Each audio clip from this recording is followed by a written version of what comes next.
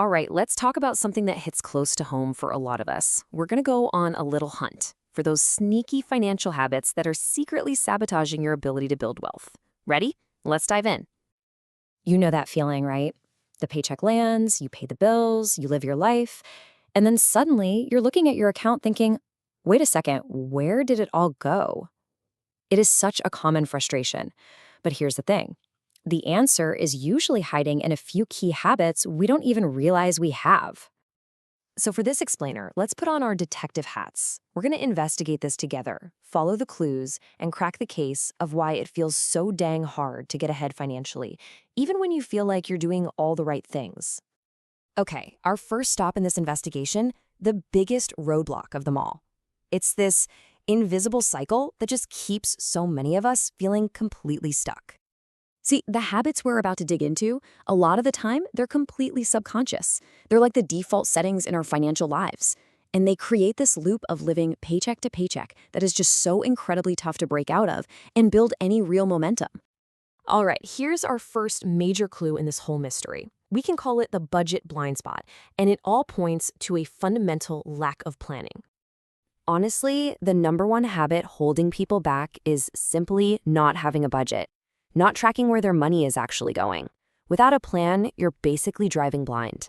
It's way, way too easy to overspend on all those little things that just add up, leaving nothing left for your bigger goals.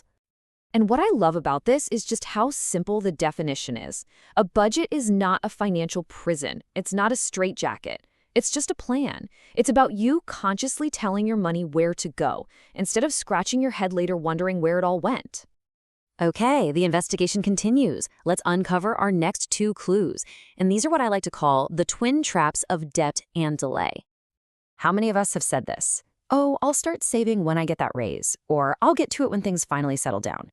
This is such a classic trap. The idea that there will be some perfect, better time to start saving is one of the biggest myths in all of personal finance.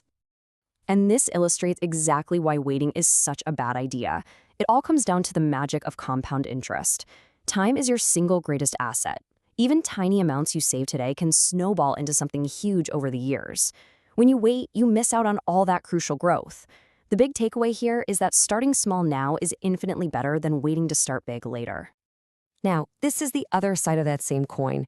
While you're putting off saving, you might be racking up the absolute worst kind of debt there is, high interest debt. And the prime suspect here? Credit cards.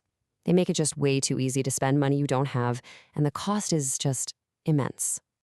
Just look at that number, an average interest rate of 24%. That's like trying to sprint up an escalator that's going down. You're working so hard just to stay in the same place. Those interest costs are actively draining your finances, making it almost impossible to make any real forward progress. I absolutely love this quote. It's such a powerful, simple rule to live by. If you just follow this one principle, you can avoid the debt trap altogether. It really forces you to live within your means and just breaks that whole cycle of relying on credit. So, we've looked at planning and we've looked at debt. Now let's turn to our final two habits, which are really all rooted in our own psychology and our own behavior. The infamous lifestyle creep. You know how this goes. You finally get that big promotion or that raise you've been working so hard for. And what happens? Suddenly, your spending goes up too. A nicer car, more expensive dinners out, better vacations, and before you know it, you're right back to living paycheck to paycheck, just on a higher salary. So here's what's happening under the hood. It's this really subtle, almost invisible shift where your spending just expands to match your new income. And what happens to your savings rate? It stays completely flat. Sometimes it even goes down. It's wild. And this phrase just gets to the very heart of it. When luxuries become necessities. I mean, think about it. That daily gourmet coffee, the extra streaming subscriptions, the food delivery apps. They all start as occasional treats, but then slowly, they just become part of your baseline, things you feel like you can't live without. This one is all about the battle between your present self and your future self. It's that powerful impulse to buy something right now because it feels good, even if it comes at the expense of your long-term financial security. It's that emotional spending that can derail even the best-laid plans. But here's a really practical tool you can use to fight back: the 48-hour rule. For any non-essential purchase, just wait 2 days. This simple delay creates a cooling off period. It lets that initial emotional rush fade away so you can decide with a clear head if you truly want or need that item. Okay, our investigation is pretty much complete. We've identified the 5 main culprits. So, what's the plan? How do we break out? Let's map out the path forward. Here's the key takeaway. None of these habits exist in a vacuum. They're all connected. A lack of a budget leads to impulse spending, which racks up debt, which prevents you from saving. It's a vicious cycle. But here's the good news. Just becoming aware of these patterns, that's the most powerful first step you can possibly take to break the cycle.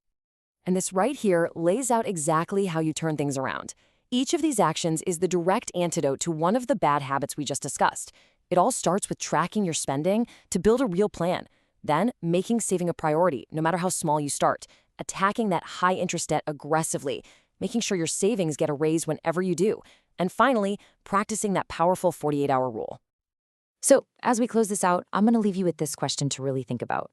Looking at this list, which of these habits resonates with you the most? Which one is your biggest roadblock? Because identifying your main financial challenge is the very first step on the path to finally clearing it for good.